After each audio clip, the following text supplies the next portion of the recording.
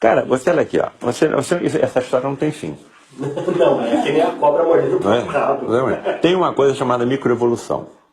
A evolução vai acontecendo de forma microevolutiva. Mas nessa microevolução você tem como estudar, porque a microevolução permite a existência de fósseis. Mas em determinados momentos da evolução das espécies, inclusive a nossa, ocorrem saltos chamados macroevolutivos, em que há uma aceleração das mutações genéticas. Tem uma paleontóloga, Anne d'Ambricourt Malassez, uma das maiores paleontólogas da atualidade. Ela foi diretora do Museu de História Natural de Paris. Ela resolveu estudar a evolução do osso da mandíbula, não é? Do maxilar inferior. É o único osso móvel do nosso crânio. Bom, para ela estudar a evolução fóssil do maxilar inferior, ela tinha que pegar os fósseis dos crânios dos hominídeos, dos pré-humanos, e girar de cabeça para baixo. Quando ela girou esses fósseis de cabeça para baixo, ela percebeu uma alteração que ela não estava procurando. Onde? No esfenoide, que é o osso com a forma de borboleta sobre o qual se assenta o nosso cérebro. É o mais complexo osso do organismo e o primeiro que se desenvolve na vida embrionária. Muito bem. Ela percebeu que o osso esfenoide, ao longo das eras, sofria inclinações.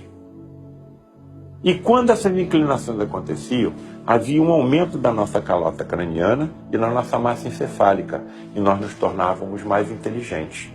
E também mais eretos, caminhando por duas pernas.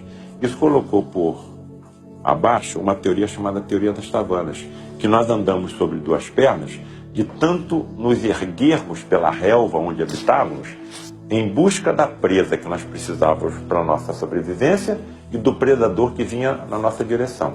De tanto nós nos erguemos, acabamos andando por duas pernas. Isso caiu. Há 60 milhões de anos, o esfenoide era horizontal, como o esfenoide dos lêmures da ilha de Madagascar. A primeira inclinação que Anne d'Ambricourt Malassez percebeu foi há 40 milhões de anos, e surgiram os símios.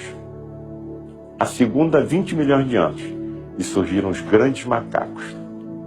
A terceira, há 6 milhões de anos, e surgiu o Australopiteco, que deu origem ao gênero Homo. Há 2 milhões de anos, surgiu o gênero Homo. E há 160 mil anos, surgimos nós, o Homo sapiens. Durante essas inclinações, a evolução corria de forma microevolutiva. Em determinados momentos, há saltos macroevolutivos e aumenta a velocidade da nossa evolução. Mas o mais importante que essa cientista descobriu foi que quando essas inclinações surgiam, elas aconteciam ao mesmo tempo em todas as partes do mundo onde estavam os pré-humanos. Na Ásia, na África, na Austrália, nas Oceanias, talvez nas Américas. Como é possível uma mutação acontecer ao mesmo tempo em indivíduos separados por distâncias continentais? Ou isso não é mutação? Isso está dentro de um planejamento inteligente, que está nos acompanhando há 3 bilhões e 500 milhões de anos, que é o tempo da existência da vida no planeta Terra. Você está entendendo? Quando você começa a ter consciência de tudo isso, e você começa a ter consciência também da espiritualidade que nos rodeia, do que somos, de onde viemos, para onde estamos indo, então não existe acaso. E ainda vou mais. Estudos feitos por cirurgiões maxilobucofaciais estão percebendo alterações de arcadas dentárias de crianças americanas e japonesas que estão prenunciando uma nova inclinação. Isso está de acordo com o quê? Com a alteração da escala planetária do planeta Terra, que passará de um planeta de provas e expiações para um planeta de regeneração. Quem é que trará as modificações sociais, econômicas, políticas, científicas, artísticas que nós precisamos? Somos nós? Claro que não. Espíritos muito mais evoluídos que nós, que necessitarão de corpos físicos mais resistentes à doença do que nós. A própria ciência está dizendo que a nossa evolução não parou. O nosso ADN, para constituir um corpo igual ao nosso, só utiliza 2,5% do seu comprimento. Então, para que os outros 98,5%?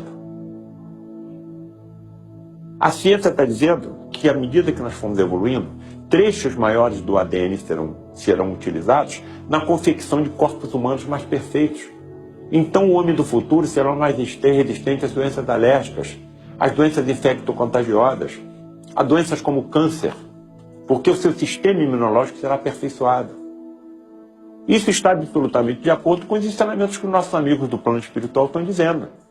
Vai haver uma mudança, o planeta vai subir, e outros espíritos chegaram até aqui trazendo as modificações que vocês precisam. Uma das vertentes científicas, olha só que coisa curiosa, diz que a capacidade de inteligência nossa é proporcional ao número de neurônios que nós possuímos. Então, quanto maior o número de neurônios, maior vai ser o seu cérebro. Aí estaria de acordo com as inclinações. Não, não é isso. A qualidade do neurônio é que vai se modificar, e não a quantidade.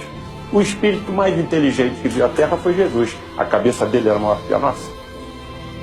Você está percebendo a importância da aproximação entre as religiões e as ciências?